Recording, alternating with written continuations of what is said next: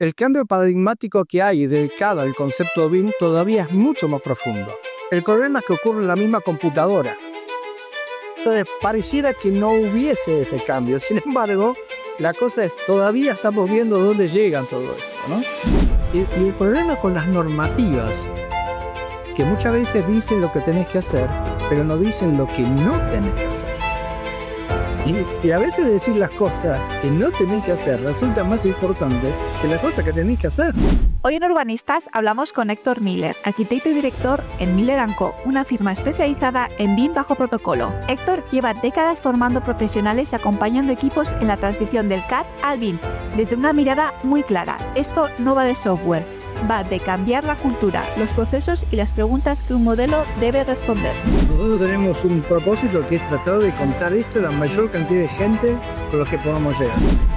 En la conversación aterrizamos ideas como la fractalidad del proyecto, la interoperabilidad entre plataformas y qué significa de verdad pensar un gemelo digital sin intoxicar de datos la ciudad. Acompáñanos hasta el final en este lujo de conversación. A mí me gusta un mensaje que dio Steve Jobs, que decía que manténganse humildes y manténganse hambrientos. Me parece que como son los dos polos también de una cosa, ¿no? La humildad me parece que esto es importante, no se la crea y vayan a comerse al mundo.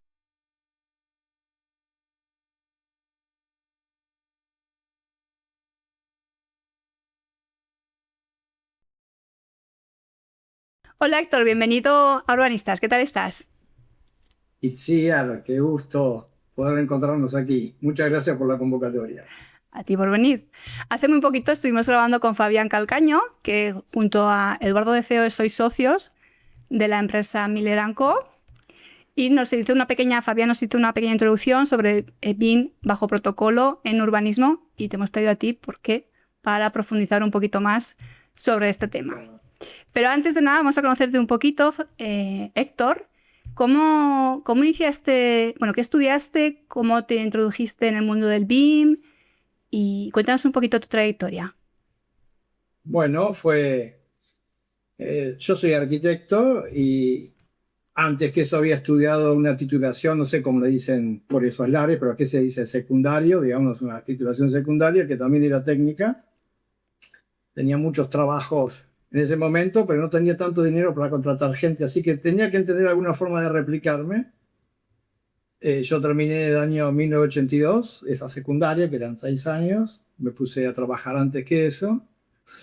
Y cerca del año, por ahí, 83, un amigo ingeniero me trajo impreso una mecha en 3D en un papel y le dije, oh, ¿qué es esto que me trajiste? A mí siempre me interesó la tecnología. Me dijo, mira, nos acaban de instalar, trabajaba por una empresa norteamericana acá en Buenos Aires que hacía trépanos justamente para la industria petrolera. Dijo, nos trajeron un programa que se llama AutoCAD que nadie sabe nada. ¿Querés venir? Y bueno, ahí empecé, le digo, mira, pues si vos me dejás tocar y yo no rompo nada y no, lo corrompo, no lo pago, no hay problema. Y como siempre me gustó la docencia, de repente hice andar las cosas, se me sumaron cada vez más ingenieros y empecé a explicarle lo que yo entendía y bueno, todo fue escalando. Y de ahí hasta ahora no paré, me fui a estudiar a Estados Unidos, especialmente en Autodesk, porque ya de alguna forma habían contactado. Después tuve mi centro de entrenamiento en el año 94 como un centro de entrenamiento oficial hasta el día de hoy. Y después empezamos a hacer otros planes muy cercanos al tema educativo. Estuve a cargo de todo un plan en Latinoamérica educativo. Y después un poco, digamos, por diferentes cuestiones de la vida, me crucé con Edu de Feo, que lo había tenido yo como alumno en la universidad y tipo fantástico, me llamó la atención.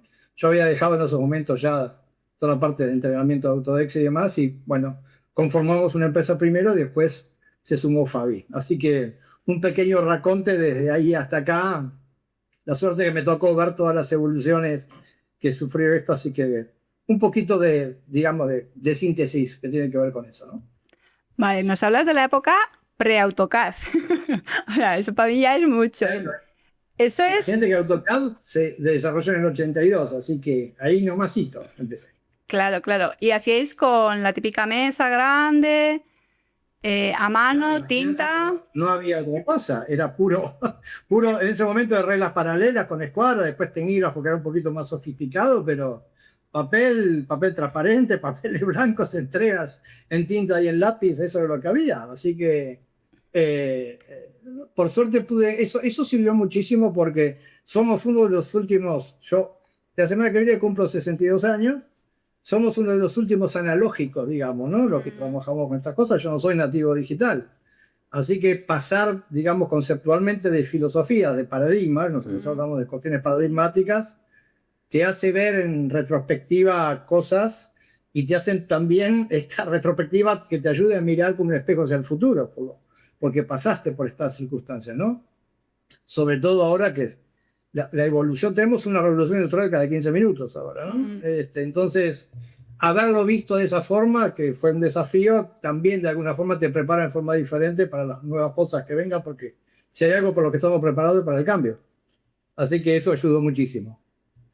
Es que has pasado, o sea, ya AutoCAD fue muy revolucionario en su época y ahora estás con el BIM, que es como otro salto cualitativo importante. Hubo algo peor todavía y hubo algo todavía mucho más profundo. Imagínate eso, nosotros veníamos no solamente de un medio analógico, sino que tinta, lápiz, papel, y pasamos no solamente de programa, o sea, no sabíamos lo que era un programa.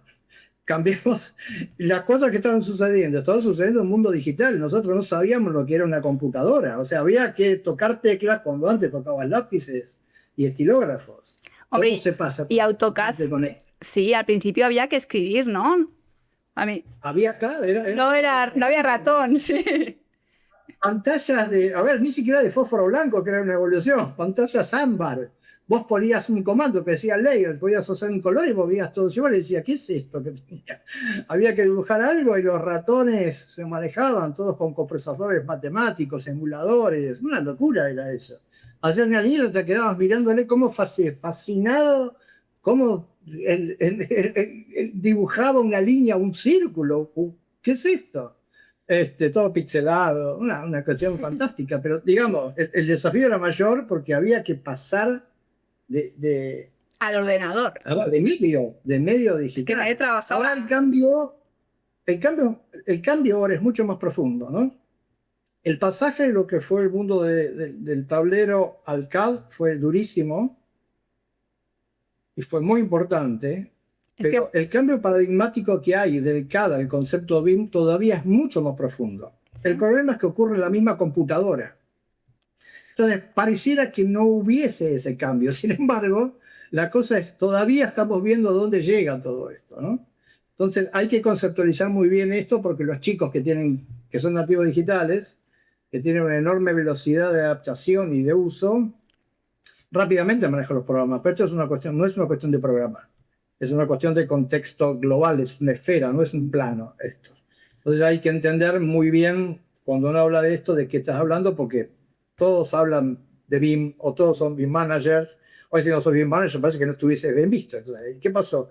Somos todos caciques y los indios ¿dónde quedaron? Acá no hay nadie que trabaje normalmente. ¿Por qué tenés que escalar? ¿Está degradado las diferentes capacidades? Entonces hay una especie de conceptualización anabólica de lo que es el concepto que me parece que en muchos casos está errada y está haciendo mucho mal. Pero bueno, van a pasar años hasta que eso se vea a volver, digamos, a la fuente natural. Y eso está sucediendo ahora, ¿no? Mientras hablamos.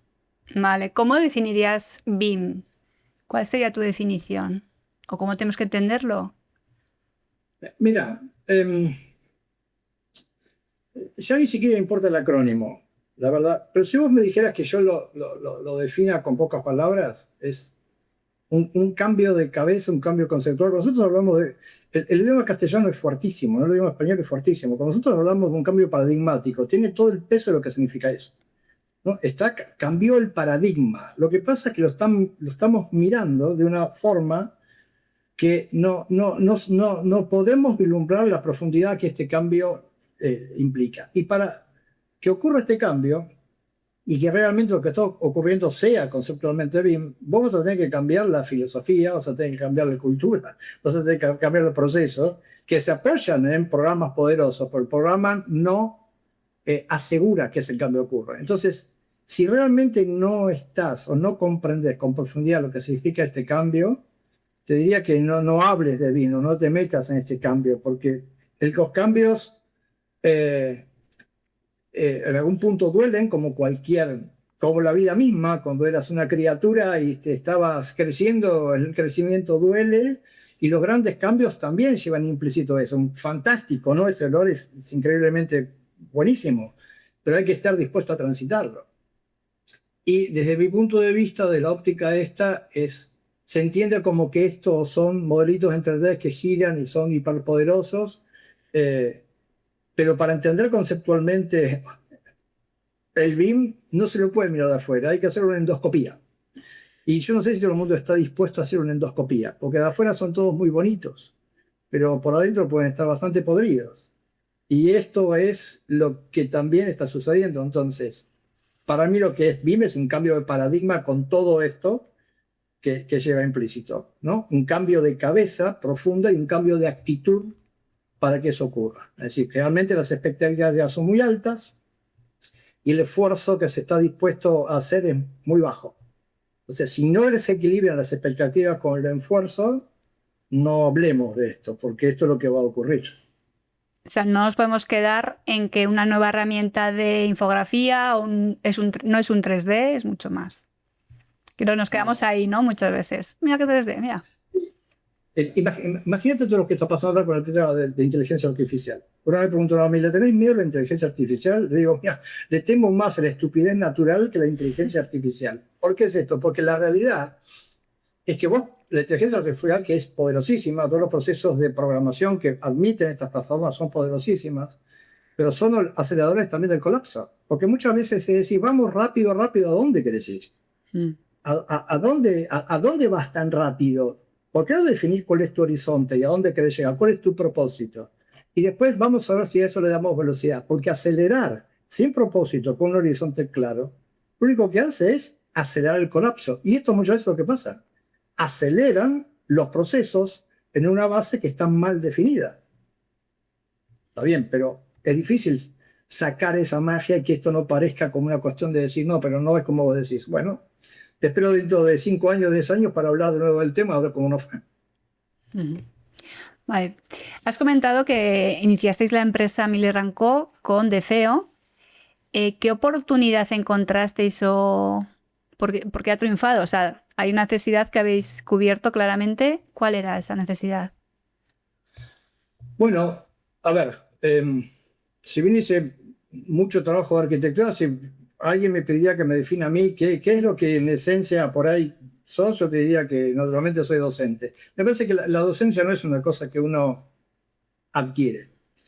Lo que natura no da, se nos manca, no presta, y me parece que lo tenés y lo puedes potenciar más o menos, pero naces con eso. Cada uno de nosotros nació con ciertos tipos de condiciones. Y para mí la cuestión de la enseñanza no tiene moneda de cambio, ¿no? Es poner una semilla al futuro que ni siquiera muchas veces vas a ver. Y eso la verdad que me apasiona. Es fantástico. Edu tiene una mirada, es un tipo más increíblemente inteligente que conozco, donde él ve, yo no veo. Y la cuestión complementaria hace que justamente podamos formar cuestiones que nos complementan. Nos complementamos. Y después Edu conoce a Fabi porque fue a tomar un curso y me dijo, mira, me ha hecho un tipo extraordinario. Y la verdad que los tres que tenemos temperamentos y tenemos visiones muy diferentes, en realidad cuando nos juntamos es donde está la potencia, ¿no? Ahí realmente radica la... A ver, ellos tienen... Yo tengo cosas muy chiquititas, ellos tienen todo esto, digamos, ¿no? Y la cuestión complementaria hace que justamente podemos llegar a conclusiones o por lo menos ver un problema de distintos puntos al mismo tiempo, y eso enriquece muchísimo, ¿no? Y nadie tiene veleidades con eso, con respecto a cambiar de parecer al respecto a si el otro es mejor, ¿no? Entonces eso nos hace fuertes, creo. Entonces, en Miller & Co. Hacéis los proyectos, los desarrolláis en BIM, hacéis formación también Correcto. Y aplicáis ese protocolo. Hacemos tres cosas fundamentalmente. Una, somos un centro de capacitación oficial de Autodesk hace mucho tiempo. Eso es un centro de entrenamiento oficial que se llama ATC, Autodesk Training Center, donde se dan muchos tipos de contenidos. Todos esos contenidos están ahora en una plataforma de educación. Ya no damos estos contenidos en forma presencial. Eso lo dejamos para ciertas cuestiones en donde vale la pena, siempre vale la pena la presencialidad. Pero hay muchísimas cuestiones técnicas que es mejor que vos la aprendas en soledad, porque cambió de nuevo el concepto, ¿no? Si vas a hablar de cuestiones humanísticas, por ahí está bueno que tengas una clase reunida y veas el tiempo, pero cuando estás aprendiendo a hacer un muro, es como aprender a hacer una ecuación. ¿Qué tan rápido la gente aprende? Y depende de la persona. Sentate, hacelo, y es mejor, porque imagínate que si vos das una capacitación para 50 personas, donde el corte etario es absolutamente amplio, y vas a una velocidad promedio, la gente más grande que le cuesta más no entiende nada. La gente nativa digital se aburre. Entonces vamos a hacer un promedio para asegurarnos de que esto no sirva para nada. ¿En qué punto te encontrás? Entonces cambiemos la filosofía. En vez de que vos vayas en el coche, te sientes, pagues peaje, estacionamiento, estés ahí, no entiendas nada. El profesor no tiene un botón de rebobinado y de acelerado, y que vos después no te quedes con nada porque no invertimos la secuencia en esto que se puede hacer. Hagamos que la capacitación te encuentre a vos, donde vos estés, cuando vos des clic. Y ahí se levanta con una especie de programa lo que te están explicando. Y vos podés parar, retroceder. Esto cambió, porque al principio obviamente hacíamos capacitaciones personales, pero después la gente no venía más. Y justamente porque esto es lo mejor. Esta es un área. La otra área es un área de outsourcing. Es decir, nosotros acompañamos y hacemos modelos para diferentes empresas con diferentes, digamos, proyectos de diferente envergadura por el resto del mundo.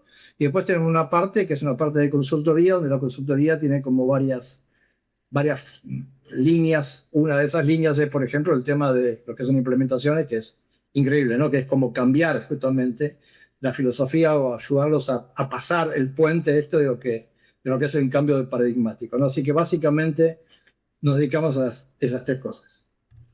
Vale, os he leído que hacéis por mes más de 1 millón de metros cuadrados modelos de... No son Eso... Sí, ¿eso cómo se hace? Bueno, a ver. Primero nosotros no hacemos diseño, sino que acompañamos a los procesos de diseño. Es decir, en diferentes instancias nos vienen modelos con más o mayor o menor nivel de definición del diseño. Cuanto más temprano mejor, porque se ven más cosas, y cuanto más tarde, de alguna forma mejor para nosotros, porque tenemos menos cambios. Pero en definitiva, no estamos pasando por la musa inspiradora de cómo es que va a quedar este tipo de muro, y que no pasamos por ahí, no es la parte romántica, es la parte fáctica. Y para resolver esto, lo que tiene de fantástico la arquitectura es que junta las dos puntas, digamos, ¿no? La musa inspiradora con el otro extremo es, hace media hora se te acabó la musa inspiradora porque viene la hora y cuánto sale, y los materiales y los desvíos y lo que hay que pagar, se acabó todo eso, y no es para nada romántico eso. Entonces, para hacer estos modelos, obviamente que estos son software de diseño, pero como nosotros no atacamos esa parte particularmente, tenés que tener una estructura, una protocolización, para que vos puedas tener un nivel de producción industrial. Y para hacer eso, la estructuración de la información, quién hace qué, cómo lo hace, cuáles son los procesos de generación de ese modelo, cuáles son los procesos de control de esos modelos. Nosotros nos gusta mucho la aviación. Edu y yo somos fanáticos de la aviación y miramos mucho cuáles son los procesos que tiene la aviación y son muy seguros. Es decir, de hecho, hemos sacado un avión, es una gran noticia porque lamentablemente se mueren de golpe muchas personas, pero esto no es usual. ¿Por qué no es así? Por los sistemas que tienen de segurización. Y uno de los sistemas que tienen son procesos de cross-check. Se cruzan de un punto a otro, y esos procesos tenemos nosotros metidos en todo lo que es la producción. Es decir, hay muchas puntas que continuamente se están chequeando unas a otras con una protocolización del modelo que lo hace muy eficiente. Entonces, de esa forma vos podés escalar, ¿no? Que es lo importante, que es un concepto que es cuál replicable o escalable sos. Si no tenés esos procedimientos, difícilmente lo logres. Eso en el mundo de empresa, claro. Claro. ¿Cuántos sois? ¿Sois 3 socios y luego tenéis más gente o hacéis todo entre vosotros? Hay mucha gente ahí que es muy dinámica la empresa, porque la empresa está preparada para que la gente entre, para que la gente salga. Justamente por proyectos. Enseñamos lo que hacemos, muchos después lo hacen eso en forma independiente, muchas veces nos compatibilizamos, entonces tenemos como una gran cantidad de, digamos, de personas que eventualmente o son nuestras propias o también son subcontratadas en algún aspecto particular porque manejan nuestros mismos procesos. Entonces nos ayudamos con eso y estamos preparados para agrandarnos, achicarnos permanentemente. Vale, sois súper ágiles. Que el mundo empresarial, el momento ágil. Tratamos, tratamos. Vale, has comentado el tema de la escalabilidad de la empresa y los equipos, que sois muy, muy, bueno, flexibles. Me imagino que por proyectos depende de las necesidades o así. Pero hay otro tipo de escalabilidad sí, que me has comentado antes, que es ya en la obra o a la hora de hacer BIM dentro de un proyecto, y me hablas de la fractalidad. Cuéntame un poquito esto, cómo va. Es un tema, es un tema, a ver, fascinante, ¿no? El tema del fractal que tiene dos condiciones, ¿no? Una que es autorrepetición, se repite a escalas máximas y mínimas y es símil cuando se repite. No es igual, es símil. En la naturaleza esto se da continuamente. Una montaña es un fractal.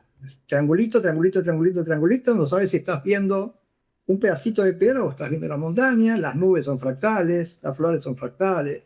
Es más, había un personaje que se llamaba Pollock, que era un pintor, que escupía pintura, de alguna forma tiraba pintura y la gente se paga $1.000.000 por él. Cuando lo analizaron estaba haciendo un fractal, ¿no? Que tiene esta condición de que no sabes si estás mirando por un microscopio o estás mirando por un telescopio, porque el comportamiento es similar. Es muy de la naturaleza la cuestión fractal, ¿no? Que nació con un matemático llamado Mandelbrot. Lo primero que le dijeron es, necesitamos que mida cuánto mide la costa de Inglaterra. ¿Cómo se mide una costa? ¿Con qué lo medís? ¿Cómo dices? ¿Con una cinta cada 10 metros, cada milímetro? ¿Con qué lo medís? Y si lo medís más de una vez, te va a dar medidas diferentes. Entonces él desarrolló una matemática que tenía que ver con esto, ¿no? Una geometría no euclidiana. Y si esto te lo pones a analizar desde el punto de vista de cómo son las documentaciones, cómo es el cómputo, cómo es el seguimiento de la obra, cómo es un proceso de certificación de la obra, o cómo eso después impacta a una ciudad, se comporta de una forma parecida a un fractal, porque no importa si estás mirando una cocina, o estás mirando un departamento, o estás mirando el edificio, o ese edificio en una región que acá le decimos manzana, esa manzana en un barrio en una ciudad, cuando vos te pones a analizar eso y los comportamientos son muy similares. Depende del nivel de escala y profundidad que necesites preguntarle, el acercamiento es muy similar. Entonces, nuestra estructuración de la data, de toda la información, tiene un comportamiento fractal. Y esto lo que hace, lo que permite justamente, es que podemos pensar en los máximos y mínimos.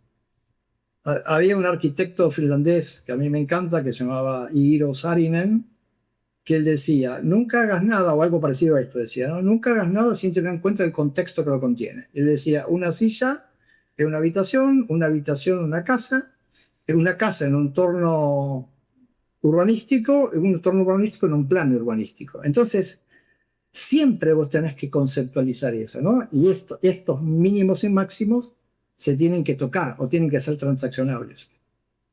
Y el acercamiento, digamos, al pensamiento fractal de eso nos ayuda muchísimo a definir justamente nuestras estrategias.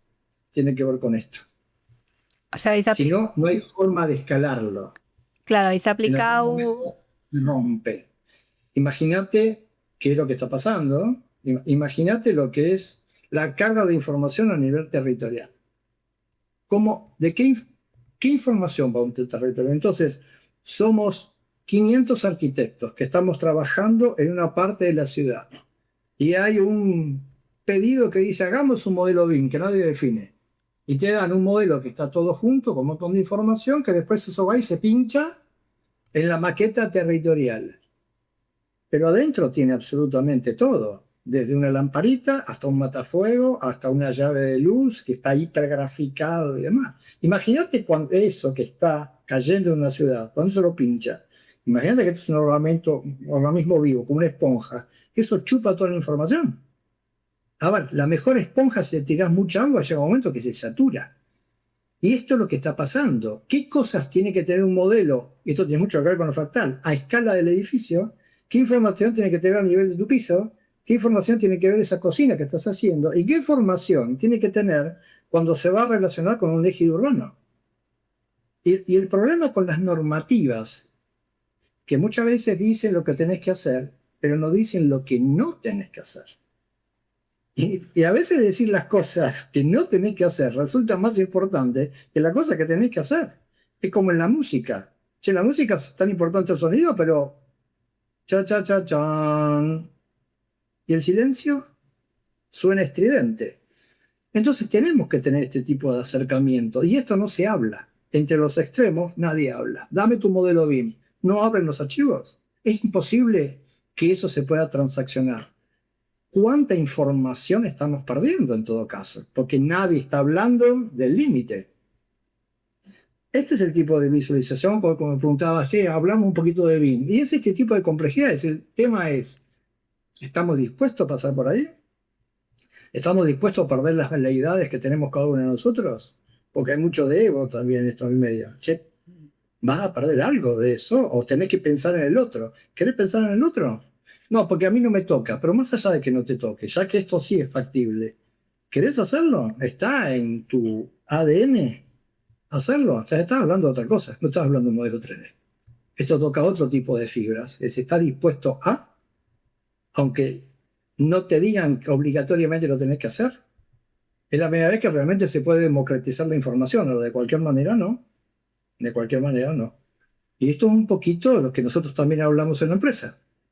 Que pensemos más allá de estos límites, ¿no? Porque después eso no responde. No Sí. sé si respondí a la pregunta, pero... Sí, no, estaba pensando que es que además no es solo de la escala fractal a nivel escala 1, 1, 1, 100, 1, 1000, 1, 10.000, sino que también en la propia fase del edificio lo que tienes que poner para que todos puedan manejar ese modelo. Imagino que también había... Bueno, lo comentó Fabián, ¿eh? No es que yo sepa. También comentaba eso. Imagínate esto, imagínate esto. Te lo voy a poner en un término muy sencillo, es cosa en término con un término sencillo. ¿No? Vos tenés muchas formas de modelar un muro, hay otras tantas cosas, un muro. Entonces, cuando estás en una instancia propositiva, si ese muro es determinado tipo de mampostería con cierta tecnología, si tengan más capas para el lado de adentro, para la capa de afuera, bueno, podés definirlo en esa instancia, porque tu necesidad de proyecto quizás es más morfológica o del espacio o semántica, tectónica o lo que fuera. No estás en condiciones de definir eso ahora porque a nadie le importa eso ahora en este momento. Por lo tanto, vos haces como si fuese un montón de capitas, todo eso va todo junto. Y eso asiste a una instancia. Ahora, cuando eso evoluciona, que va tomando más definiciones, no toma solamente más definiciones, sino que la cantidad de transacciones que se hacen contra ese objeto, transacciones es, necesito más documentación multiescalar, porque mucha escala, poca escala, una escala microscopia, necesito que vos me des los datos, un momento necesito que vos me digas cuánto me va a salir. Entonces, va a ser tomado por mayor cantidad de gente, con mayor transacción de data, y va a llegar un momento que eso tiene que evolucionar. Porque cuando vos lo llevas a esto, a una instancia, donde vos pones datos muy precisos, lo vas a construir. Imagínate que nadie construye un muro que venga todo terminado, el mampuesto, el cerámico de un lado, la pintura del otro lado, no existe eso. Entonces, ¿cómo lo haces? En forma etapabilizada. Entonces, te obliga a pensar más allá de esto, de cómo esto va a evolucionar cuando llegue a una instancia futura. Lo que vos hagas está definiendo el ADN de que ese modelo, cuando evolucione, pueda cambiar y tener más información. Entonces, hay muchísimas instancias por las que pasa ese modelo. Entonces, si yo no pienso hoy cómo hago las cosas, cuando llega al final y alguien le pregunte, ¿me podés dar la cantidad de cerámica que tengo en este baño? Te va a decir, no puedo. ¿Me puede decir cuál de estas paredes, de estos revestimientos están terminados porque son muchos baños? No puede. Cuando lo tenga que el día de mañana decir, quiero cambiar el baño, no le vas a cambiar toda la mampostería al baño, le vas a cambiar la capa de revestimiento. Es decir, que vas a destruir el muro. O sea, en la realidad que se destruye el muro para cambiar la cerámica de un baño, no estamos pensando en una locura. Entonces, estas estructuraciones son las que se tiene que pensar. Porque venimos jugando un juego, no sé si allí lo juegan, pero hay un juego que se llama Damas. La dama tiene una ficha y tiene un tablero, y no es demasiado intelectual el desarrollo de eso. Te como me comés, te como me comés, te como me comés. Ahora, nosotros cambiamos ahora y parece que estamos jugando un tablero parecido. ¿Por qué? Y en vez de fichas son piezas, y se llama ajedrez. Pero el ajedrez no se juega igual que la dama. Cuando alguien mueve una pieza de ajedrez, está pensando 4, 5, 6, 10 jugadas para adelante. Es un juego de estrategias y de tácticas. Esto es lo mismo. Y con eso construye el ADN. Entonces, si vos no estás en condiciones de afrontar ese pensamiento, no digas que estás haciendo un modelo BIM, porque si este modelo que llevó tanto esfuerzo, tenés tantos datos, no es transaccionable, no es lo que estamos haciendo. No es el juego al que estamos llamados a hacer. Y ese es el gran desafío. Ujú. Vale, te comes de repente todas las ventajas que tiene hacerlo en BIM. Si te quedas solo en la parte 3D. Mm. Imagínate que después dicen, ah, sí, pero el BIM es caro. Sí, sí, sí, ¿por qué? Y porque el estudio de arquitectura es un modelo que cuando llegó a la parte de construcción no respondía. Lo tuvieron que hacer de vuelta. En la parte de construcción es otro modelo. Cuando llegó a la fase de mantenimiento y operación no respondía porque tenía tantas cosas y lo tuvieron que hacer de vuelta. Dice, claro, tuvimos que hacer referencia al modelo. Digo, claro, sí, eso es caro, pero eso no es BIM. Eso es otra cosa. Mm. Eso no es BIM, ¿no? Y le ponemos un montón de cosas y cada vez más. Parece que cuanto más complejo, más grandilocuente y cuanto más complicado sea todo esto, mejor, más BIM suena. Te hablan de BIM y te muestran un super edificio y decís, pero la cucha de mi perro Bobby, no, ¿puede tener un BIM? Sí, lo mismo. Con tu tía Tota también. ¿Está Vale. bien? Y para un estudio de arquitectura o ingeniería o así que esté haciendo BIM mal hecho, ¿cómo tiene que hacer para poder hacerlo, o conseguir todo su potencial? Mal bien no, sino para conseguir todo el potencial, pero ya ha empezado el recorrido y dices, se puede mejorar. A ver, ¿Cómo lo haríamos? bien, primero te vuelvo a decir una cuestión introspectiva, ¿no? Primero, che, ¿vos querés hacer esto o querés? Queremos. Ah, bien, viste que hay una película, no sé si la viste, Matrix, ¿no? Sí. Hay una escena en donde uno de esos agentes, de los que estaban cerca del personaje principal, que era Neo, lo va y lo traiciona y se sienta a la mesa de un restaurante con un agente con el que lo va a traicionar. El tipo mira un bistec ahí que dice, yo sé que es mentira, pero se ve tan real y parece tan rico. ¿Querés despertarte y tomarte la pastilla azul en vez de la roja? Porque por ahí el otro mundo es diferente al que vos te imaginás. Es Va, real. va a Vas doler. a llegar Sí, lejos. va a Les va a doler. doler. Mm. ¿Vos qué querés? ¿Querés seguir mintiéndote o querés decir? Porque esa es la pregunta principal. Después el cambio no es más complicado. Porque esto en realidad lo que implica es una enorme simplificación. Y las simplificaciones solamente las puedes hacer a la vuelta. Como yo te dijera, decime, Itzia, ¿qué te parece el libro que te voy a regalar? Me vas a decir, pero vos sos loco, déjame que lo lea y después te cuento lo que es el libro. O sea, a la vuelta me vas a contar. Y esto necesita una simplificación. Nosotros nos rompimos los dientes 20 veces, hicimos semejante cantidad de macana que no te imaginas. Entonces, no es que nosotros no hayamos ido hasta ahí, pero no querés ahorrarte todo eso y pensarlo de otra forma, pero tenés que seguir estos procesos y estos procedimientos y estos protocolos, que no son para encorsetarte, son para darte más libertad. Pero esto llega de acá hasta allá, no es más trabajo. Es un trabajo con una cabeza diferente. Vos tenés que tener estrategia, no simplemente táctica. La táctica asiste a la estrategia. O en las películas de la guerra, ¿vos viste algún buzo estratégico? No, son todos buzos tácticos, que son los tipos que van a tirar los tiros. El que hizo la estrategia está al otro lado sentado en la oficina, pero ese es el actor intelectual. Entonces tenés que tener de las dos. ¿Estás dispuesto a eso? Esa es la pregunta que hay que hacer. Porque un modelo, los modelos BIM, cuando vos decís, ¿y cómo se construye un modelo BIM? Y la gente va a salir a mostrarte qué rápido que dibuja una escalera, una baranda, cómo hacen los cortes. No, eso no es un modelo BIM. Un modelo BIM se construye con las preguntas que va a tener que contestar. ¿Hiciste las preguntas? Es lo mismo que dar un examen. Muchas veces yo tomaba examen y decía, mira, no te voy a tomar examen. Hagamos al revés. Vos haceme las preguntas que vos tendrías que contestar. Es más difícil hacer una pregunta que ensayar una respuesta, porque te ponen en otro lado. Bueno, esto es algo parecido. ¿Cuáles son las respuestas que vos esperás de esto? Es un cambio paradigmático, en serio. La herramienta es muy poderosa. La herramienta lo hace. Pero ¿nos vamos a quedar con eso?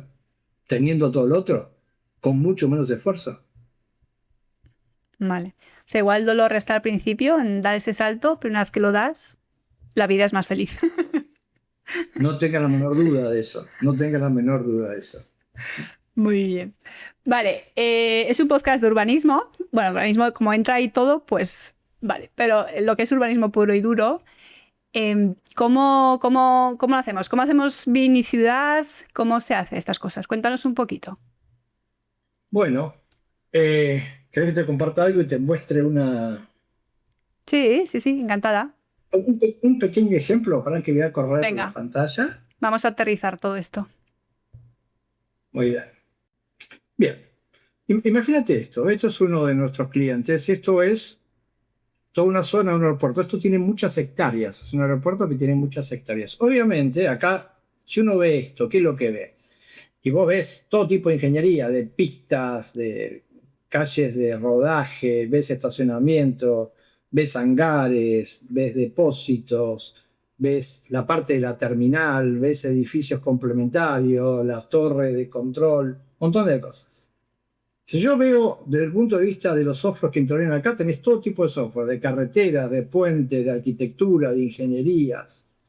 Y después si lo querés ver, esto que lo que permite ver lo digital es que vos estás viendo el pasado por los edificios que están existentes, los edificios que están construyendo y también podés ver el futuro porque podés ver los edificios que están por venir, como por ejemplo este.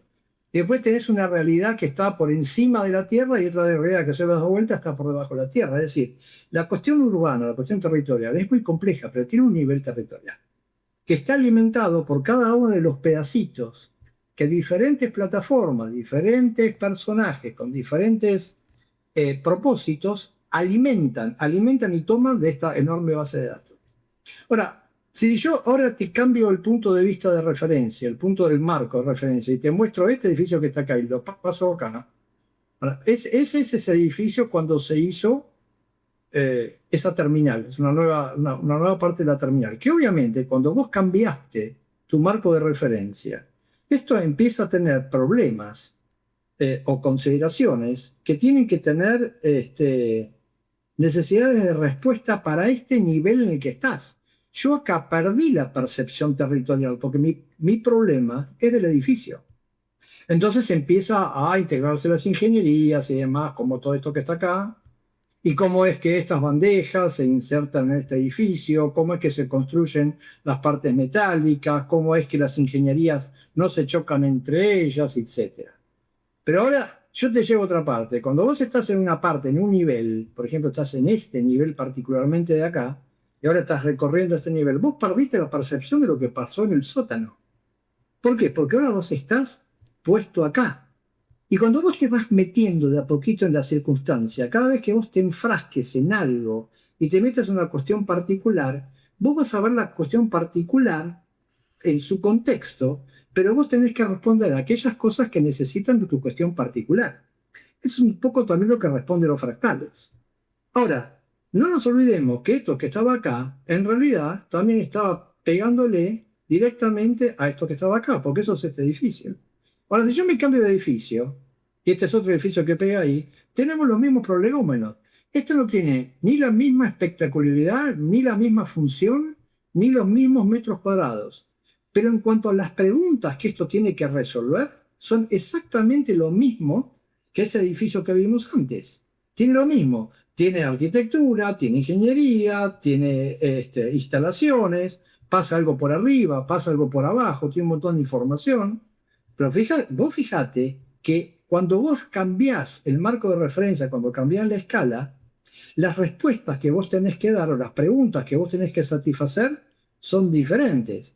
A este nivel de representación es muy importante que yo tenga los grifos, que tenga las sillas, que tenga las computadoras, que tenga los elementos de segurización, pero cuando yo esto lo cambio de escala, vos vas a decir que cuando yo vengo a este nivel de acá, que es esto que aparece acá, a este nivel de planificación, ¿a alguien le importa la computadora o le importan otras cosas?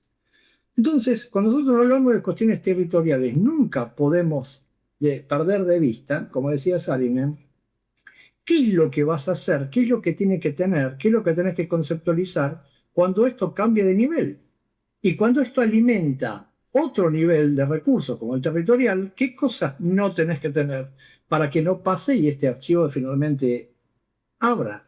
Si nosotros no tenemos ese tipo de línea de pensamiento, difícilmente vamos a estar haciendo un modelo BIM. Y este es el gran problema que nosotros tenemos, que no hay una conceptualización de estos máximos y mínimos porque evidentemente nadie lo está teniendo en cuenta, ¿no? Este es uno de los grandes temas que es el que justamente no se habla normalmente en estas cuestiones, el concepto de BIM. Te voy a mostrar otro ejemplo, te voy a decir otro ejemplo. Hay software que son software especialistas en hacer grandes infraestructuras lineales, trenes, energía, eh, carreteras, etcétera, ¿no? Que por ahí tienen cientos de kilómetros. Y esos cientos de kilómetros van tocando diferentes puntos, como ciudades, o los trenes tienen estaciones de trenes, o como las carreteras tienen estaciones de peaje. Entonces, si vos tenés 200 kilómetros y estás en el kilómetro 1 y tenés una estación de peaje, ¿qué le importa lo que pasa en el kilómetro 200? Si vos querés una visualización, tenés 200 kilómetros. ¿Alguien pensó en qué pasa esto cuando vos estás accediendo a un segmento? ¿Qué es lo que tiene que perder? ¿Qué es lo que tiene que tener para ver esa porción? ¿Vas a hacer un modelo que tenga los 200 kilómetros totalmente unificado? Por eso tiene que estar pensado de antemano en cuáles son las secciones de este gran problema que esto va a tener como sumatoria de pedacitos. Esto también es un concepto fractal. Entonces, alguien tiene que pensar en esto. Alguien tiene que decir, che, cuando llega a este camino, a esta carretera, a mi ciudad, yo quiero el pedacito de carretera que me sirva de entrada y de salida a mi ciudad. No me des 150 kilómetros para adelante porque me hace mal. Hago un zoom extend de lo que estoy viendo 200 kilómetros en vez de mi ciudad. Entonces, eso te obliga a pensar, pero eso te obliga a pensar antes de empezar a modelar. ¿Cómo se empieza esto? Se agarra las herramientas y haces una carretera de 200 kilómetros. No, así no se hace la cosa. Mm. Otra herramienta que se usa mucho en urbanismo es el GIS para trabajar el análisis de redes, movilidad, eh, bueno, todo. ¿Cómo funciona BIM y GIS? ¿Cómo lo hacéis? Mira, te voy a dar mi punto de vista. Conceptualmente, BIM no se trata de plataformas. No se trata, a ver, BIM no depende de la plataforma, no depende de la función, no depende de los metros cuadrados, no depende de la longitud, no depende de la complejidad geométrica. BIM depende de un concepto. Cualquiera sea la plataforma, vos tenés que abordar esto con el mismo concepto, las preguntas que va a tener que responder. Vale, entonces sería, ¿cómo hacemos GIS BIM? GIS en Bien, BIM. bien. El gran tema para ahí radica justamente en esto. ¿Cómo se ve BIM generalmente, no? Aunque muchos dicen que no, pero después terminan siendo sí. Dice, BIM no es una herramienta. Y hablan de metodología. Nosotros hablamos de concepto. Es decir, ¿pero por qué hablan de concepto? Porque si vos no tenés un concepto claro, no tenés realmente a dónde querés llegar, el proceso y el método viene después, que abastecen el concepto. Hay espectaculares metodologías que no tenían buen concepto, ¿no? Si no, fíjate los campos de concentración. Nadie le va a decir que no eran ordenados y no tenían muy buena metodología, pero la verdad que estaban errados en el concepto. Entonces, si vos no tenés realmente el concepto, la metodología del proceso no justifica eso. Entonces, primero vamos a abordar de la cabeza. Ahora, la plataforma no justifica el concepto. Que vos agarras una herramienta tan potente como Revit y hagas un modelo, no quiere decir que eso sea un modelo BIM. Es un modelo. Después veamos si contesta todas estas preguntas. Y el enorme potencial es qué es lo que pasa en el intersticio. La potencia de BIM no está en la herramienta, sino qué tan transaccionable es la data y la metadata. Hay dos cosas acá que son fundamentalmente explicadas como la data es lo que vos podés documentar. En este campo, ¿no? Lo que ves. Una planta, un corte, una vista, tenés un detalle de algo, esa es la data. Pero todo lo que tiene eso que no se puede graficar es la metadata. ¿Está en tiempo? ¿Está bien hecho? ¿Está hecho por Juan? ¿Por Pedro? Esa es la información, los metros cuadrados, los metros cúbicos que tiene. Ahora, toda esta información que se produce en una plataforma, lo que tenemos que entender es qué tan transaccionable es con otra plataforma. Y ahí está la riqueza del tema del BIM y GIS, que forman parte del mismo concepto. Entonces, si vos de alguna forma haces las cosas para que entre los extremos de las plataformas vos definís lo que se llaman los procesos input y output, vos estás en tu plataforma haciendo algo. Vos tenés un recurso muy potente que es tu herramienta, pero vos no estás solo. Vos tuviste un input, vos con algo empezaste a trabajar que te vino de algún lado. Y también haces algo que vas a dar. Todo ese proceso, ese ciclo, es permanente, es lo que más tendría que mirar conceptualmente bien cuando vos lo bajás a la Tierra. ¿De qué forma plataformas de sistemas de información geográficos, ArcGIS, Quantum, lo que fueran, son transaccionables con la información que tienen los modelos y qué es lo que necesita hablar uno y otro? De esto es lo que se trata justamente. Entonces no es BIM y GIS, forman parte del mismo collar, están enganchados en el mismo rosario. Vos estás viendo las perlitas que tiene el rosario, pero el rosario es todo ese, no importa dónde estás parado. Y este es el gran desafío, justamente porque los vendors, que son los fabricadores de software, muchas veces no les importa qué tan traccionable es, o en algunos casos tampoco quieren que sea tan traccionable para que vengan siempre para mi corralito. Entonces, esto te hace poner una posición de decir, momento, no va a depender esto del software, no va a depender de dónde vos me hacés alojar las cosas. No va a depender de Juan, que es el que sabe todo y que si se va, no podemos hacer nada porque el tipo es absolutamente críptico y se lleva la información. Esto es absolutamente democrático, pero pensándolo de una forma. De esto estamos hablando. Sí, yo que hablo... Impactan. Unos y otros se leen. Yo lo explico como si fuese... Mira, hay una cuestión universal que son los planetas, los cometas, pero hay algo que ni siquiera todavía los físicos no saben que se llama materia oscura. Che, la materia oscura es algo, esa red invisible que está ahí, mezcla de materia y antimateria, no sé si lo digo bien, pero es lo que me imagino, que es, por eso se sostiene. Eso es fundamental el BIM. El BIM no son los extremos, es qué cosa nos une realmente que permite que todo esto esté en armonía. Eso es lo que debemos cuidar. Sí, no, yo que hablo mucho con los ingenieros, hablan siempre de interoperabilidad de datos, ¿no? Que se pueda pasar de una herramienta, Revit, GIS, lo que sea, vuelta para arriba, vuelta para abajo. Eso tiene que ser así.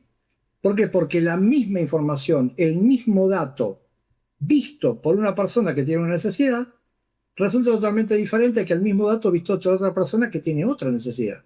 Si yo tengo una cantidad de metros cuadrados que estoy haciendo en mi edificio, el personaje dueño le interesa saber cuánto va a tener que pagar. El personaje constructor es cuánto va a tener que cobrar y cuánto va a tener que ejecutar. El personaje legal, que es el municipio o el ayuntamiento, le interesa el dato de los metros cuadrados para saber cuánto le tiene que cobrar por los metros cuadrados que hizo. El que hizo energía quiere saber cuántos metros cuadrados tiene porque le tiene que dar respuesta. Si el valor es metro cuadrado, sí, pará, ¿quién es el personaje que lo ve? Ah, ¿cómo me pasas tu metro cuadrado? ¿Me lo vas a pasar en 3D? ¿Me lo vas a pasar en 2D? ¿Me lo vas a pasar en una planilla? Este dato tiene campos claves que con ese metro cuadrado vos le das más información y es tu información particular y después me la alimentás a mí. ¿Dónde están los protocolos que hablan de esa transaccionalidad en diferentes plataformas? Hablemos de eso. Porque el dato finalmente alimenta todo ese ecosistema. Bueno, pero hablemos de eso. No hablemos de tu sistema de información geográfico, de mi programa BIM, ni de tu lugar donde guardar la información. Es el de todos. ¿Os queréis enseñar algún proyectito que tengáis en concreto usando GIS con BIM? No, lo he dicho mal otra vez. Un GIS Que por ahí no es tan minimizado. espectacular, por ahí no es tan espectacular, pero me parece que va a servir para contar una historia. Mira, yo te voy a cambiar el campo de consideración de esto que se ve 3D y es fabuloso, y te voy a contar una parte, otra parte de la historia. Mira dónde voy a saltar. Herramientas bidimensionales. Mira esto. hechos reales, ¿no? Esto es un recorte en CAD de un sistema de información geográfico, de una oficina en la provincia de Buenos Aires que maneja todo lo que es el nacimiento o muerte parcelario de la provincia de Buenos Aires. La provincia de Buenos Aires es un mega territorio que tiene una superficie que a veces es más grande que algunos países europeos, para que tengas una idea. Tiene una Sí, repartición política de sí, sí, 145 municipios, es enorme. sí, sí. ¿Qué pasaba acá? Imagínate que esta oficina recopilaba la información de lo que se llaman planos de mensura. Entonces dijeron, vamos a hacer lo siguiente, vamos a hacerlo digital y que los profesionales ahora nos presenten las cosas digitalmente. Y esto fue lo que pasó cuando era una normativa. Me presentaron un plano, que era este plano, donde había ciertas características, metadata, los textos, los datos, la ubicación de la parcela con respecto a la manzana o el macizo, el dato de lo que había construido, no construido, los datos del título que compraba. Y esto cuando entraba acá, mira ahí, CIAR, resulta que venía acá. ¿Vos te parece lógico? Como si yo hubiese traído una sábana encima de toda esa región y hubiese puesto una sábana gigante acá. Es decir, si esto es digital, ¿asegura que este dato sirva? No, no, no asegura para nada. No respondió absolutamente. Ya, Entonces, ¿cómo hacemos? qué raro Lo, esto. digi- lo digital, entonces, no es así. No, sí, no, no, no. Esto tiene que estar protocolizado de otra forma. Ahora, fíjate, este es ese modelo digital. Y ahora yo te presento este modelo digital, que es de otra parcela, pero de ese mismo lugar, que es parecido. Tiene un montón de datos alfanuméricos, para quién lo hizo, los metros cuadrados, el profesional, cuál es la parcela con respecto a lo que se llama el macizo, digamos, a la manzana, cuáles son los datos de construcción que tiene adentro, cuáles son los datos del título. Pero ahora, cuando este modelito de acá, este que está acá, yo lo ubico acá, lo pongo acá, fíjate qué es lo que pasa. Ahora yo lo recargo, quiero que mires. Y esto es CADE, ¿eh? Ujú. CADE. Y las diferentes presentaciones de todos los profesionales que en el tiempo fueron presentando, estos son todos casos reales, ¿eh? Nosotros hicimos una normativa territorial que está en plena uso. Cada una de estas cosas, pero esto tiene una acción reológica, ¿eh? Con el tiempo esto se va llegando y complementando. Y acá hay una cantidad de datos que le informa a alguien cuántos metros cuadrados tenés, dónde están, quién lo hizo. Vos fíjate, este dato que estaban pasando acá, pasan derechito, porque hay una protocolización para eso, pasan derechito lo que son los sistemas de información geográfica. Esto que está acá es un municipio de la provincia de Buenos Aires. Es uno de los 145 que están metidos en la órbita de esa provincia. Y fíjate que acá esta es una parte de la información que está con este sistema de información geográfico. Y ahora te muestro que esto que está acá es un recortecito de ese pedacito. Entonces, te comento, en la provincia de Buenos Aires pasa una cosa extraña, porque la provincia de Buenos Aires cobra un tipo de impuesto que él la ve como un impuesto provincial, pero el municipio cobra otro tipo de impuesto que es un impuesto municipal, que se basan los dos en los metros cuadrados que tiene el contribuyente metido ahí adentro.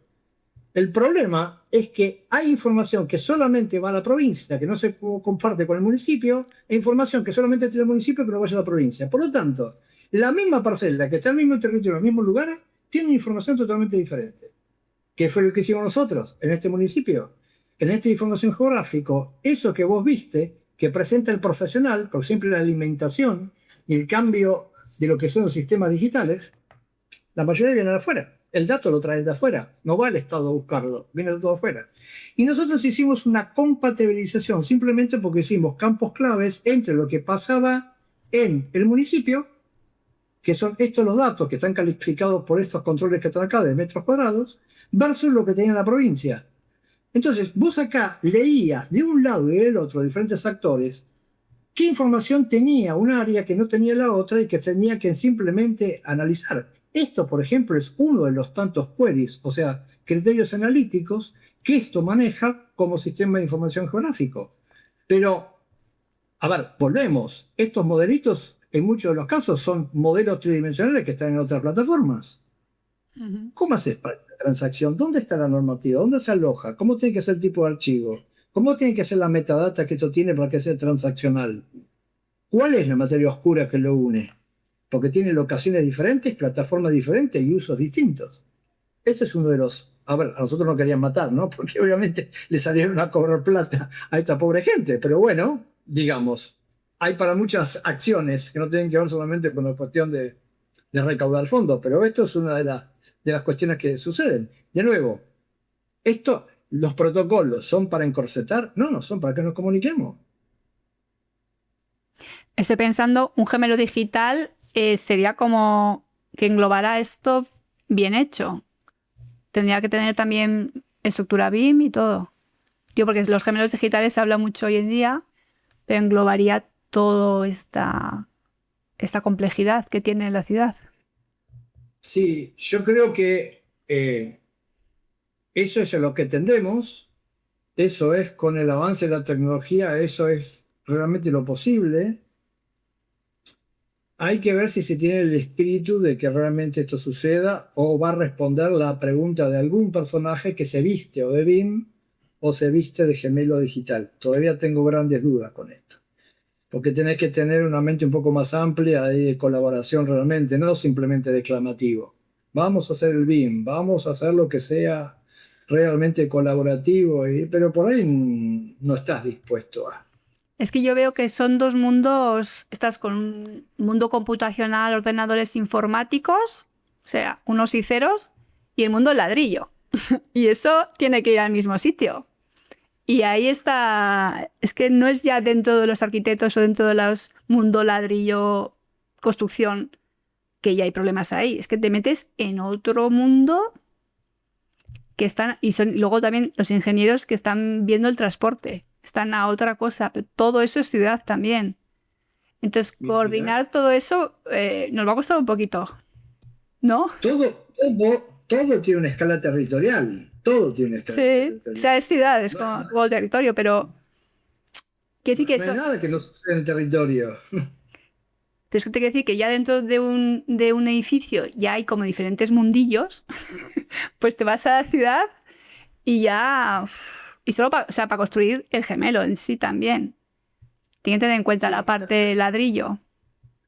También hay unas cuestiones con el tema de los gemelos digitales que podríamos hablar durante horas, ¿no? Pero, ¿cómo es la estructuración generalmente de estos modelos de edificios? Vamos a hablar del edificio que después se construye y después alimenta a la ciudad, ¿no? Te hablan de un modelo digital. Imagínate una persona que está excavando, que tiene las botas sucias, que hay barro, que hay un montón de hierros tirados, maderas, y que tiene que hacer la fundación en el edificio, ¿no? Y le dicen, uy, vos tenés un modelo digital, fantástico, me lo das y te dan un edificio que está completamente hecho. Es decir, pero ¿por qué no simplificamos? Yo necesito solamente lo que voy a hacer ahora, que sacame todo lo que tengo arriba. No. Sacame todo esto. Claro, ese es el debate entre BIM, construcción pura y dura. O sea, lo que es edificio, pero es que luego saltamos a la ciudad y ya es que son como diferentes ámbitos. Pero eso es porque no se estructura qué cosa tiene que ir a la ciudad. Es como yo te decía, el matafuego. Okay. ¿Qué cuestiones tienen que pasar? A ver, ¿qué cuestiones no tienen que pasar a la ciudad? Porque me vas a decir que me vas a dar un modelo que es BIM porque alguien te lo pidió, que tiene los hierros adentro, que a la ciudad no le importa. El modelo no, porque pesa 14 terabytes de información. Pero vos estás loco.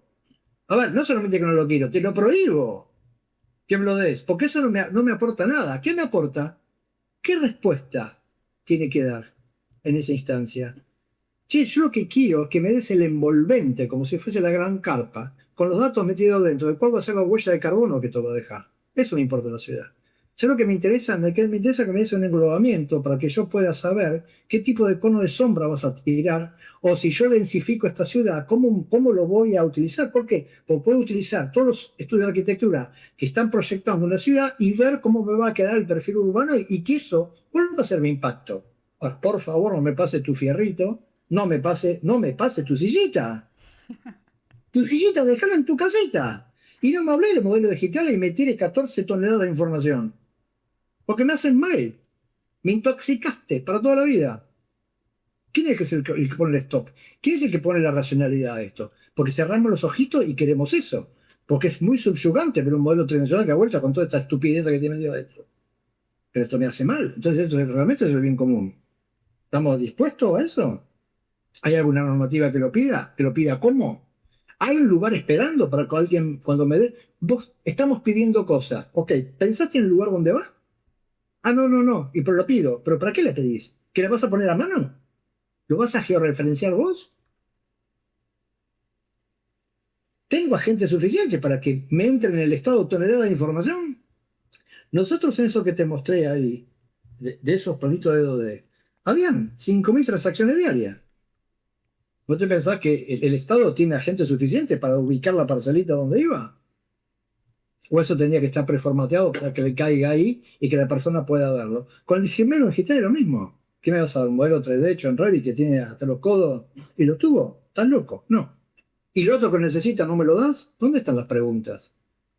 Pero hay mucho de, yo lo llamo de mancha papeles, ¿no? En el medio. Gente que de alguna forma se pone el saco, empieza a hablar porque lee un texto, copia, pega, repite, después pide lo mismo. Pero ¿lo hiciste? ¿Llegaste hasta el fondo? Bueno, De igual eso te también hay que rodar un poco, ¿no? O sea, es como muy demasiado nuevo todo. O sea, hay que darse como hay que cometer muchos errores para darse cuenta como, ay, va, igual hay que definir. las simplificaciones, Mm, mm, ¿no? El enorme valor que tiene la simplificación, no la complejidad. mm. Héctor, lideráis muchos procesos de formación.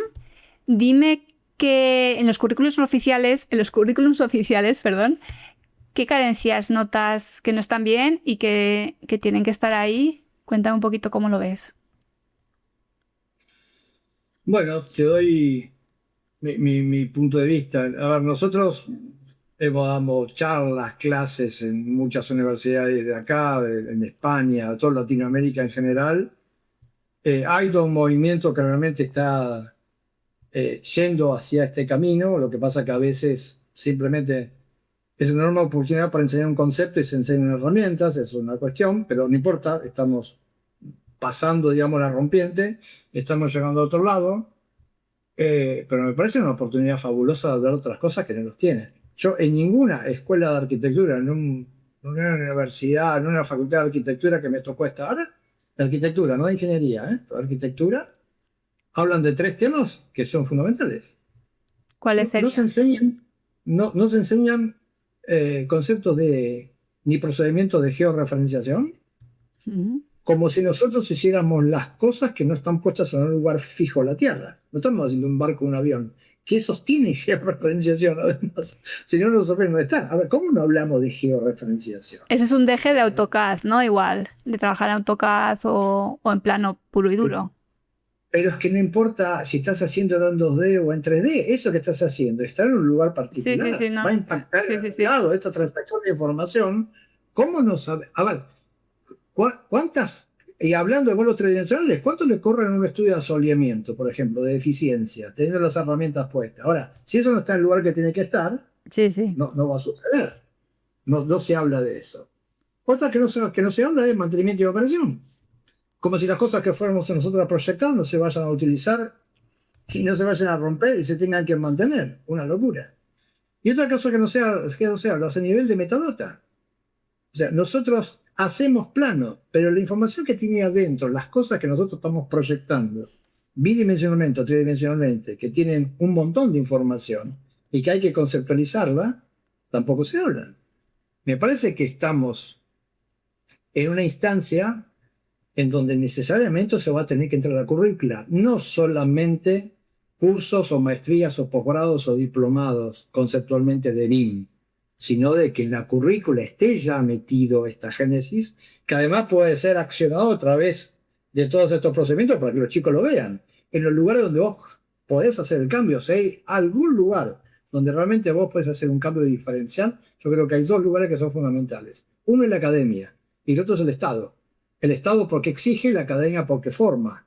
A los que estamos afuera de alguna forma, bueno, va a depender, es una acción volitiva, va a depender de tu voluntad, que lo hagas o de tu interés o de tu, no sé, o porque te lo exigieron. Pero ahí los chicos lo van a tener que hacer o hacer. Entonces, imagínate la enorme capacidad que tenemos de realmente darles una visión inmersiva de lo que están haciendo en todos estos contextos que te estoy comentando. Me parece una oportunidad fantástica. Hoy no sucede.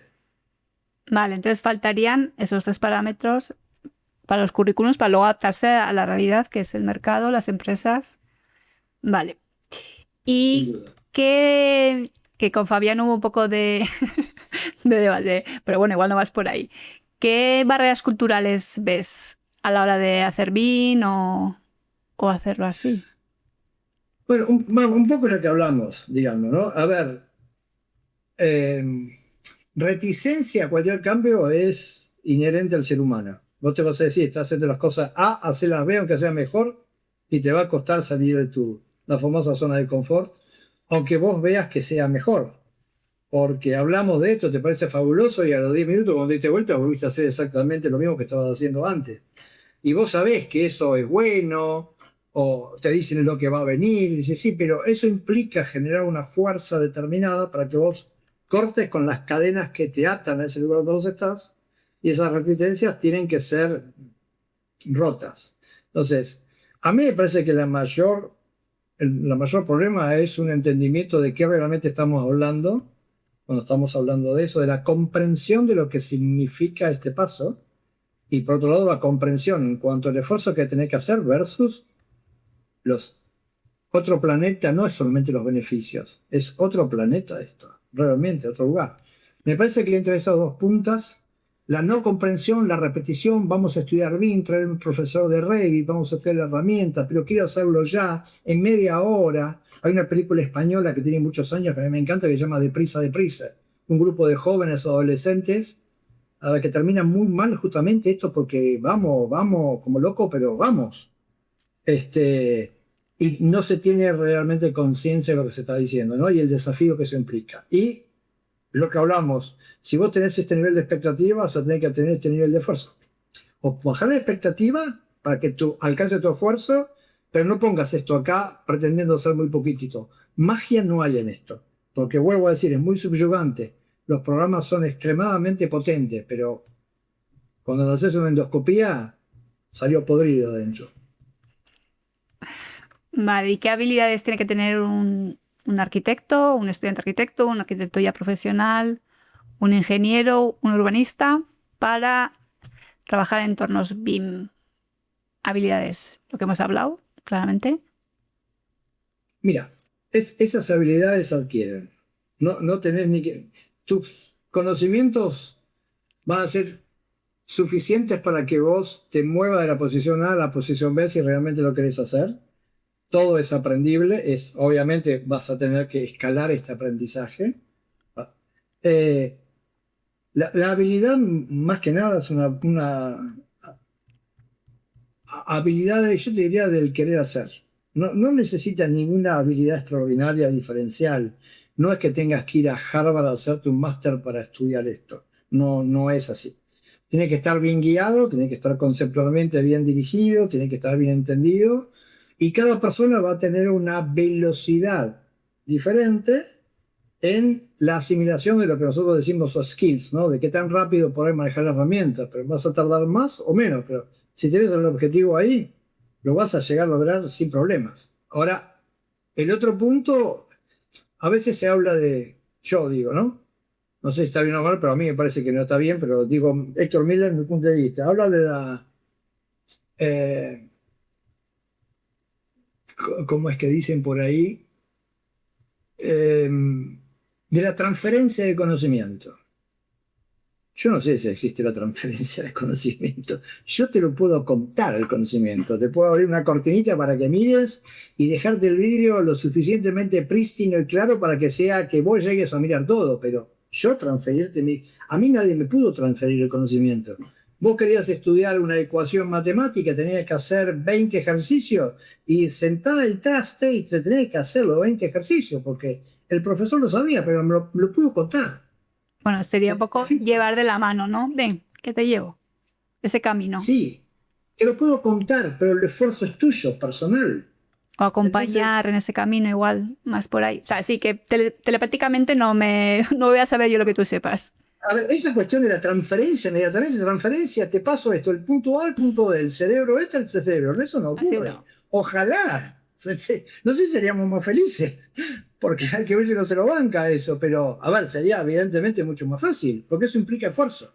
Y todo lo que implica esfuerzo, bueno, Es más un acompañamiento, ¿no? Un te llevo de la mano, este es el camino, por lo menos hasta yo lo que yo que sé, luego ya veremos. Yo te diría que sí, te lo puedo contar más o menos claro, 20 veces, de una forma o de la otra, pero el esfuerzo cognitivo que tenés que hacer para realmente incorporarlo es tuyo.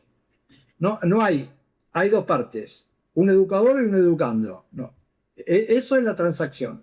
Y no te lo puedo pasar así. Vos tenés que aprender con H y sin H. Lo tenés que aprender y lo tenés que aprender. Y eso es un esfuerzo tuyo. Muy Mi bien. visión. Hay que hacer camino, sí. ¿Cómo te ves dentro de 5 años, Héctor? Uno quisiera tener dos vidas para ver qué es lo que pasa después de esto. Mirá, nosotros permanentemente estamos poniendo en jaque lo que hoy nos resulta que es lo mejor que tenemos hasta hoy. Lo que me veo es, como yo me veo, ojalá que nunca pierda el espíritu aventurero y el emprendedor y el de seguir preguntándome las cosas y abriendo las fronteras y tratando de contar esto a la mayor cantidad de gente que nosotros podamos. Nosotros tenemos un propósito que es tratar de contar esto a la mayor cantidad de gente con la que podamos llegar. Por lo menos nuestra experiencia. Nosotros nos contamos más que nuestra experiencia y nuestra forma de hacer las cosas. Hay quienes quieren tomar y quienes no, pero me veo haciendo eso con más fuerza. Ahora, los chicos están haciendo un enorme esfuerzo y están metiendo una cantidad de horas para que cada vez esto sea lo más amplio y más contenido. Y yo estoy generando un montón de contenido que está buenísimo para alargarlo en cuanto se pueda. Es un trabajo grande, pero me veo haciendo siempre cosas nuevas y alentando a la gente a que pasen tendiendo puentes. Es fundamentalmente eso, tendiendo puentes para que la gente cruce. Me veo haciendo eso otra vez. ¿Te ves dentro del entorno de tu empresa o eres de los empresarios que montan varias empresas? Creo No que lo sé. igual tienes más Sí, empresas, no sé. por ahora no lo sé. Cada uno de nosotros tiene actividades también independientes, así que nos nutrimos de otras fuentes también para hacer otras cosas diferentes. Y eso, a ver, no es una cosa. No trabajamos en silos. Ninguno de nosotros trabaja en silos. Creo que la riqueza es justamente el de poder compartirlo y una cosa alimenta a la otra, ¿no? No tenemos esa cuestión de decir esto o que lo estoy haciendo yo. No, lo metemos acá, lo damos vuelta, preguntamos al otro, lo giramos, volvemos a llevar de un lado para otro y me veo haciendo eso porque la verdad que, a ver, nosotros, yo creo que le preguntás a Fabián o a Edu, te va a decir lo mismo que te digo contigo. ¿Ustedes de qué trabajan? Yo no tengo la percepción de que estoy trabajando. Tengo la sensación de que estoy jugando todo el tiempo. Digamos, trabajo cuando por ahí me agarro en la autopista de algún tipo de pelote que no puedo ir por un lado y siento que estoy perdiendo la vida. Pero después decís, no, sumamente divertido. Muy bien, oye, pues eso está muy bien. ¿Qué mensaje quieres dejarnos, así como mensaje final? Em, a mí me gusta un mensaje que dio Steve Jobs, que él decía que manténganse humildes y manténganse hambrientos. Me parece que como son los dos polos también de una cosa, ¿no? La humildad me parece que esto es importante, no se la crean y vayan a comerse el mundo. A ver, Itziar, estamos viviendo una cuestiones trascendentales que nosotros no entendemos lo que está pasando. Nos imaginamos con la inteligencia artificial y las cosas que están sucediendo de los cambios. Pero estamos explotando, estamos expulsados en un gigantesco Big Bang y no sé si nos dimos cuenta de eso. Hay unas enormes oportunidades que ojalá nos hagan mejores personas, fundamentalmente, ¿no? Le diría que eso, ¿no? Manténganse hambrientos, indaguen, pregunten, no le crean nada a nadie, vuelvan, sean insistentes. Las puertas no se van a golpear, se van a patear, yo creo. Y me parece que, sobre todo los más chicos, diría eso, ¿no? Que se vayan realmente a encontrar con esta enorme cantidad de... Nunca creo que el mundo tuvo tanto nivel de conocimiento y capacidad de llegar a esos conocimientos como ahora. Así que, a No, por ello. sí, no, este mismo podcast, ¿no? Estamos aquí hablando, yo estoy aquí, todo otro lado del charco, charlamos de BIM. Esto hace poquito, cada uno no salía nadie de su, como de su círculo. Bueno, Sí, no, la imagínate aparte que tecnología. le cae esto también a alguna persona que le entusiasma un poquitito y vaya a ver otra cosa. ¿Dónde termina esto? Mm, No La sé. película continúa, eso es lo más increíble. Muy bien, Héctor. Pues muchas gracias. Un lujo tenerte en el podcast y por haber aceptado esta entrevista. Y gracias por compartir tu experiencia y mostrarnos, no sé, que hay una estructura detrás del mundo de, no sé si construcción, urbanismo, ciudad, arquitectura, no sé, entorno habitado, no sé ni cómo llamarlo. Y muchas gracias. Nos veremos, no sé, Un, por ahí, en algún lugar. un gusto para mí, sí, que sea la primera de otras. Te Vale. agradezco yo. Muchas gracias. Adiós. Adiós.